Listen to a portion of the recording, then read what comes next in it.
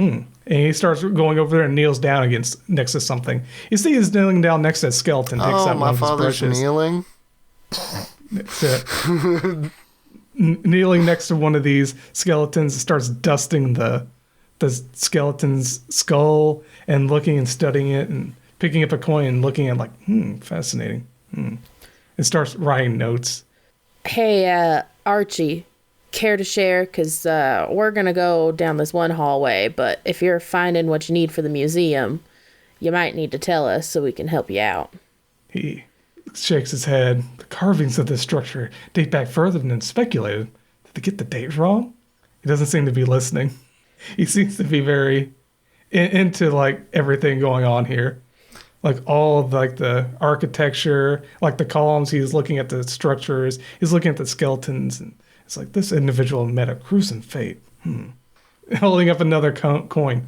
Fascinating.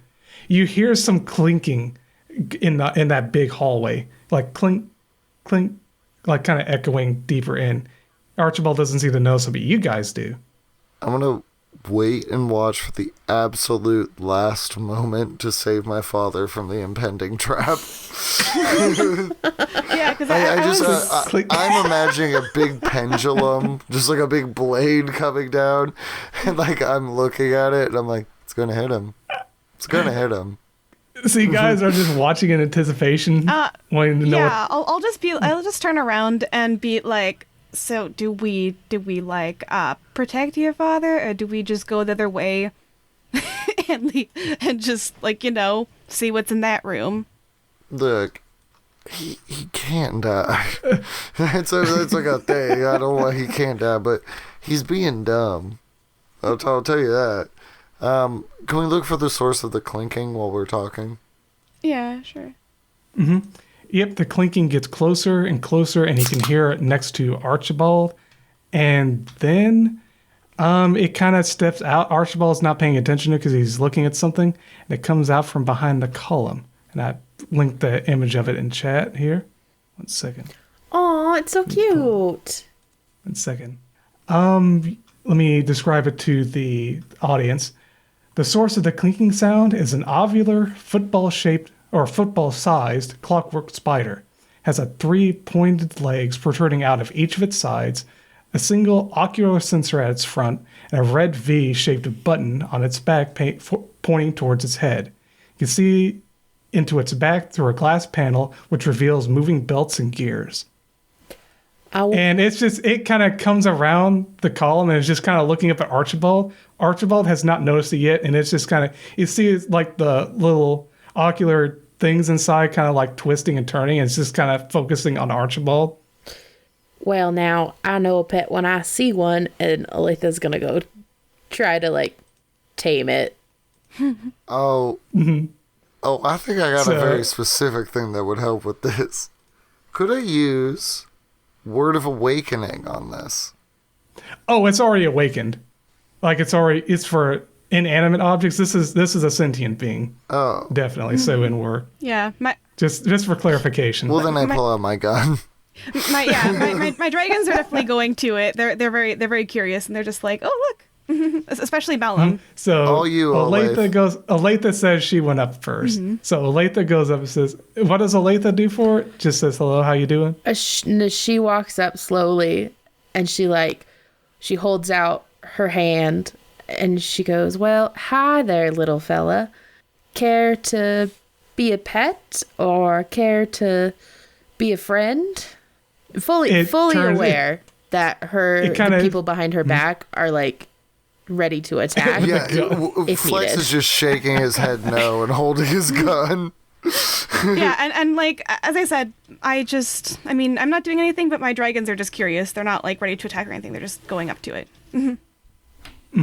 So it turns its little spider legs over, kind of turning around to face you, looks up. It kind of you see it focus, its lens focusing in and out on you. And you just hear it go, doot, doot, doot, doot, doot, doot, doot, doot, doot, and it starts like just kind of crawling around your feet in a circle real happily. Doot, doot, doot, doot, doot, doot, doot, doot, doot, doot, doot. Just dooting really happily around you. You're gonna get and the dragon starts spinning dude. too. Dragon starts spinning with it too. It's just and that gets Archibald's attention, and he's like, "Oh, that's one of those."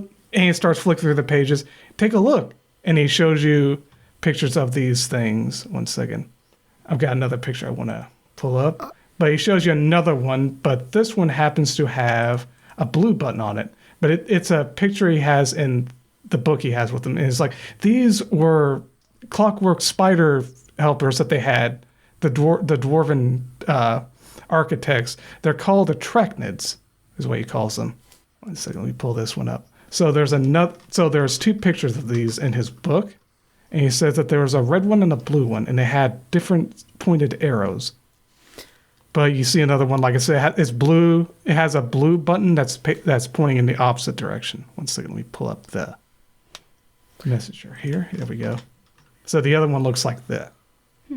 And like I said, for the audience listening, it's the same as the other one, except instead of a red button with a V pointing towards his face, it has a blue V pointing towards his backside.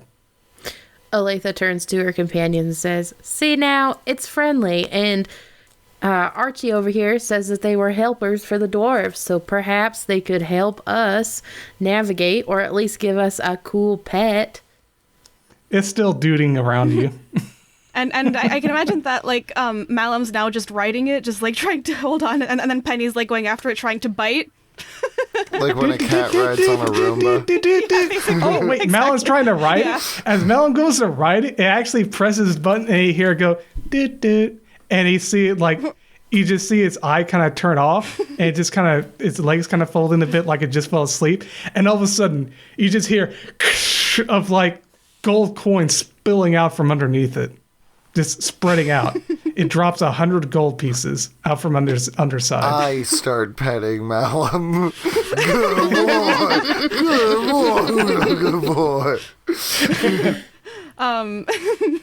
Yeah, like, is it with your, like, regular hand or mechanical hand? Wait. My mechanical hand is my right hand, and he is right-handed. So yeah, it would probably be the mechanical one. Okay, then he doesn't try to bite you because he likes the mechanical. Actually, no, he tries to eat your fingers because he likes the taste of it. Never mind, he likes it too much. I can't feel it.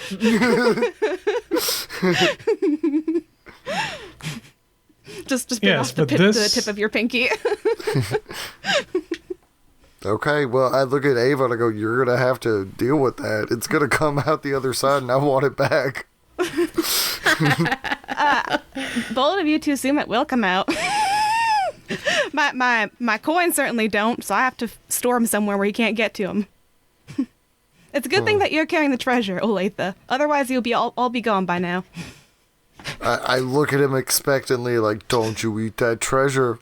Don't you eat that treasure." he's like going for it, and then like, No, yeah, no, he's holding out the finger he ripped off. No.